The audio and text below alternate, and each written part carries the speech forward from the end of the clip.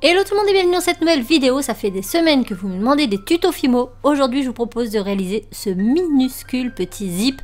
J'avais trop envie de le réaliser et j'espère que la vidéo vous plaira. Donc pour commencer je prends une petite boule blanche. Donc moi je l'ai fait petit mais vous pouvez le faire un peu plus gros si toutefois c'est compliqué parce que je vous jure que j'ai galéré. Donc je fais une boule blanche, je fais un espèce de petit cône et je vais venir creuser légèrement. Juste pour donner en fait cette forme parce qu'après on va la remplir donc je voulais pas spécialement qu'elle soit creuse. Donc avec un dotting tool, hop, je creuse un peu le haut. Une fois que c'est fait, je vais venir donc affiner un petit peu le bas de la tasse et courber un petit peu l'arrière, comme si mon petit zip était courbé en arrière. Je sais pas si je vous explique bien. Une fois que c'est fait, je vais venir lui faire des petites joues gonflées. Donc je voulais les faire plus gonflées que ça, mais je n'ai pas réussi. C'était vraiment trop petit. En plus de ça, ma pâte était très molle parce qu'il faisait très chaud. Enfin voilà. Donc j'ai fait comme j'ai pu. Donc j'ai pris un outil en silicone. J'ai tracé un petit rond tout autour et après avec mes doigts, j'ai lissé. Voilà. Donc ça m'a quand même formé des petites boules pour faire les petites joues gonflées de Zip, puisque Zip va souffler et donc faire des bulles dans son café ou dans son thé. Donc je fais ça des deux côtés des joues de Zip et voilà ce que l'on obtient. Donc arrivé à cette étape, on vient façonner si nécessaire. Donc ça se déforme assez facilement, donc prenez votre temps, revenez à chaque fois dessus et quand vous avez le résultat qui vous plaît, et ben vous passez cette petite création 5 minutes à 110 degrés dans votre four.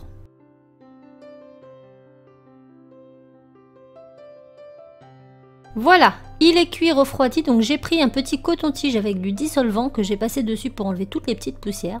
Et ensuite, avec un scalpel, je viens faire une petite encoche parce que Zip a la tasse cassée. Sauf que moi, je l'ai fait devant. Je me suis trompée, faites-le un peu plus sur le côté. Mais c'est pas très grave. Maintenant, je m'attaque à son pied. Donc, je prends une boule de violet. Toujours, je forme un cône que je viens aplatir sur le plan de travail en venant travailler ma pointe. Donc, je fais ça grosso modo. Ensuite, pour voir si la dimension me plaît, je plante ma petite tasse à l'intérieur. Et lorsque c'est bon, je viens réaffiner, réétaler, enfin voilà, je viens retravailler sur le plan de travail.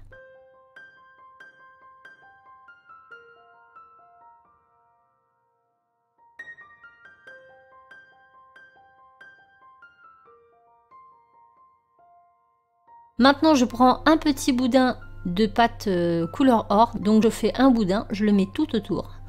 Hop, je scelle bien.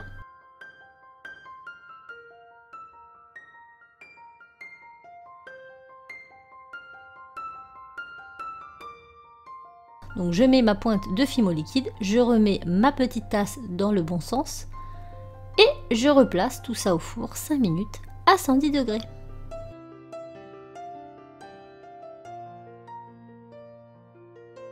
Ma petite tasse est terminée, on va passer au détail de la peinture. Donc là encore une fois, j'ai choisi la peinture acrylique parce que étant donné qu'elle est minuscule, je ne me voyais pas faire ça à la Fimo, mais faites comme bon vous semble, hein. Si vous avez envie de faire à la Fimo, ben faites à la Fimo.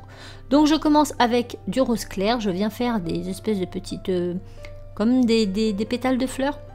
Donc en laissant un petit espace à chacun, à chaque fois en tout cas, et dans ces espaces, je viens faire la même chose mais avec du bleu tout simplement.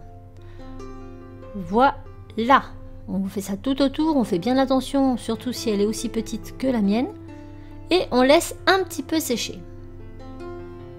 Maintenant, je prends mon rose que je dilue avec beaucoup d'eau et je viens en mettre un petit peu sur les joues. Alors ça va vraiment pas être flagrant. Si vous voulez un résultat plus prononcé, faites-le à la pastel sec avant de cuire le premier élément. Moi, j'y avais pas forcément pensé, j'ai vu ça à ce moment-là, je me suis dit mince.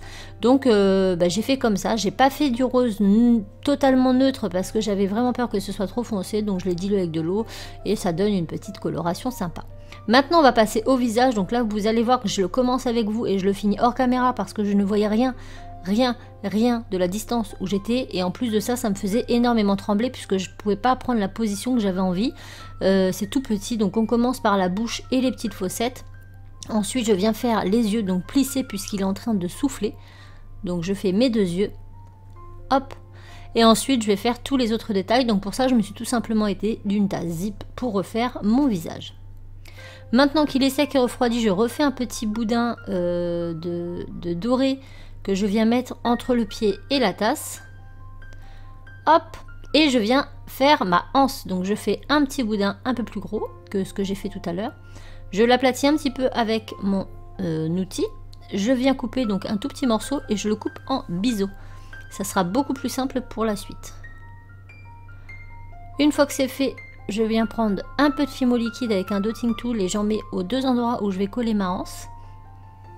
Ensuite, je prends ma anse, je la courbe légèrement entre mes doigts et il ne me reste plus qu'à la poser. Donc je la courbe un petit peu.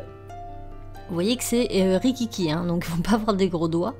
Mais faites-la en fonction de, voilà, de vos capacités. Si c'est trop petit, faites la même chose mais en plus gros. Hop, on scelle tout ça et on repasse tout ça au four 5 minutes à 110 degrés. Ma petite tasse est terminée, maintenant on s'attaque au côté rigolo, les bulles. Donc je prends de la fimo liquide, je mélange avec un peu de pastel sec marron foncé et un peu d'ocre. Après vous faites la couleur que vous voulez, moi je voulais faire un genre de thé café, donc voilà. J'ai fait cette coloris là. On mélange tout ça. Maintenant je prends de la fimo translucide et je vais faire des boules. Donc je commence par en faire une assez grosse qui va faire à peu près la superficie du haut de ma tasse. Vous voyez qu'il y a un petit peu déjà de choses dedans parce que j'avais testé quelque chose qui n'a pas fonctionné, donc je suis partie sur une autre technique beaucoup plus simple. Donc je mets ma boule au milieu et ensuite je vais faire plusieurs petites boules de différentes tailles que je vais disperser un peu autour de cette grosse bulle.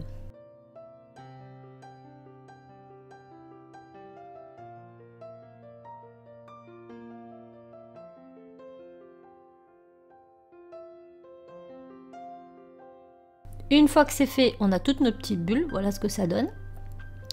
Je vais venir prendre donc mon mélange de fimo liquide avec un pinceau. Et j'insiste bien avec le pinceau. Voilà, donc je voulais que la couleur soit uniforme plus ou moins partout, en ayant quelque chose de plus foncé sur la base et de plus clair en haut des bulles, puisque la bulle est censée être légèrement transparente, donc elle n'est pas aussi foncée que le centre. Donc pour ça, je mets d'un pinceau et ensuite je viens pré-cuire au heat gun. Je fais une première couche, puis une deuxième couche, puis une troisième couche, et jusqu'à ce que l'on atteigne la couleur qui nous plaît. Donc je refais un petit peu d'heat gun, et je remets, et je recuis, ainsi de suite, ainsi de suite. Donc le heat gun c'est bien parce que ça va vraiment pré-cuire avant que ça coule de trop, voilà. Et une fois qu'on a la couleur finale, eh bien il ne nous reste plus qu'à repasser tout ça au four 5 minutes à 110 degrés. Une fois qu'elle sera prête et terminée, on passe un joli petit coup de vernis sur le tout et le tour est joué. Donc voilà ce que l'on obtient. J'aime trop le résultat, en vrai elle est trop kiki avec un petit peu de café qui déborde, donc c'était très volontaire. Et voilà, donc je suis très contente de cette première. Maintenant, on va faire Madame Samovar très vite, donc n'hésitez pas à liker, à partager et à vous abonner. Je vous fais plein de bisous et je vous dis à très vite. Ciao!